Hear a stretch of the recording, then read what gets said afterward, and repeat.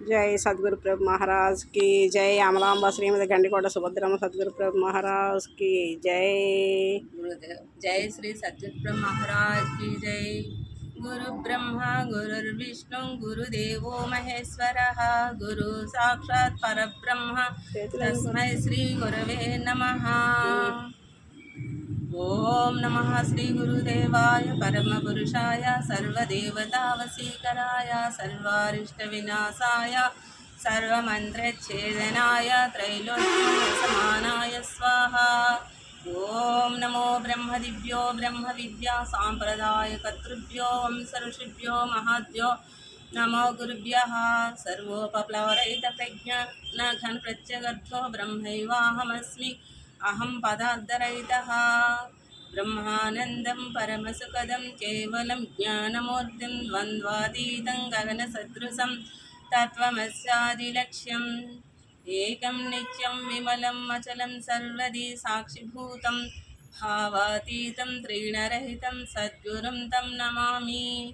ध्यानमूलं गुरुर्मूर्तिः पूजामूलं गुरोर्पदम् मंत्रमूलं गुरुर्वाक्यं मुक्तिमूलं गुरुः कृपा। जय श्री सद्गुरु महाराज की जय। गुरुनामदेव गुरुनामदेव చెప్పమ్మా। जोड़ापल्ल नरसिंह सद्गुरु महाराज की श्री महाद्वैत सिद्धांत समरस निर्मलांबा दौड़ा अप्पल नरसिंहांबा सद्गुरु महाराज की जय। अम्मगार नामदेव श्री अचल परिपूर्ण निर्घ्नांबा मित्र अप्पल नरसिंहांबा सद्गुरु महाराज की जय।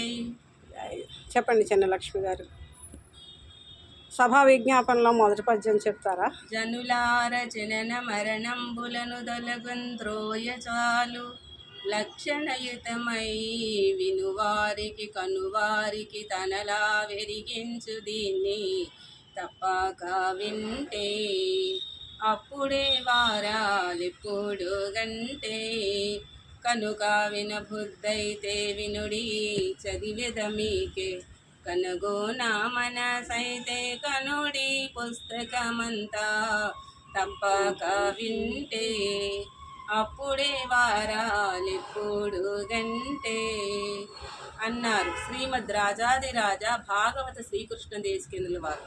జనులారా జా పుట్టి నా నశించినట్టి చచ్చుట పుట్టుటాను ప్రవాహ రూప సంసారంలో కొట్టుకొని పోవచ్చును మానవులారా ఆ జనన మరణ ప్రవాహమును దాటవచ్చును ఎవరికి లక్షణయుతమై వినువారికి అనగా శ్రద్ధ భక్తి వినయము విధేయత కలిగి ఎవరు వింటారో మరియు చెప్పుకున్న విషయము శ్రవణ నిధి ధ్యాసపూర్వకంగా విచారించరో అట్టి వారికి ఈ గ్రంథము దాని యొక్క సంగతిని తెలియపరచును. ఎప్పుడు తెలియబడును? అప్పుడే వారలు ఎప్పుడు కంటే వారలు ఆ విధమైన ఆచరణలో ఎప్పుడు విచారించదరో అప్పుడే ఆ క్షణం నందే తెలియగలరు. కనుక అతనికి దయ వస్తే అరక్షణమును బోధస్థితి కుదిరించును అన్నారు. ఎప్పుడు ఈ ఎరుకను పూర్తిగా గురుముఖంగా విచారించదమో అప్పుడే ఈ ఎరుక ఉండదు. కనుక ఇటువంటి ఈ పరిపూర్ణ బోధను వినబుద్ధైతే వినండి మరియు కనండి అని చెప్పి ఉన్నారు.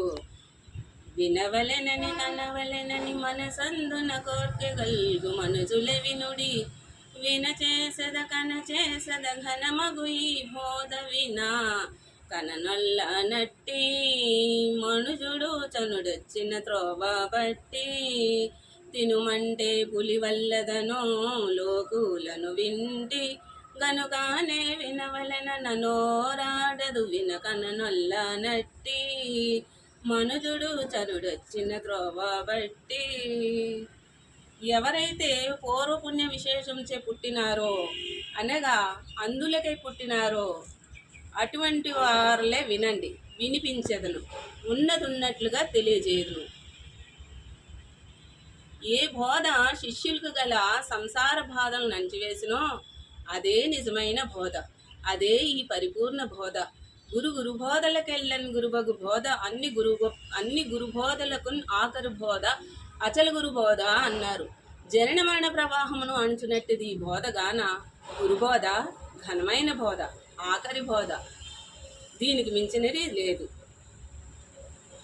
దీని తర్వాత తెలుసుకునే విషయమే లేనందున, తెలుసుకున్నటకు తాను రహితమై పోయినందున ఇట్టి గురుబోధ, ఆఖరి బోధ, ఘనమైన బోధ. ఇట్టి బోధ వినకనొల్లనెట్టి మనుజుడు చనుడు వచ్చిన త్రోవ బట్టి ఈ బోధ వినవలనని, మనసుతో ఆచరించుకోవాలనని భావం లేనివారు చనుడు. అనగా ఇదివరల వలనే రాకపోకలు కలిగియుండు. అందుకు ఒక ఉదాహరణ. గంగి గోవు తన దూడకు పాలిచ్చి వస్తాను పెదవ తినమంటే ఇప్పుడే తింటాను అంది పులి. పాలిచ్చి వచ్చి ఇప్పుడు తినమంటే తినను అంది పులి.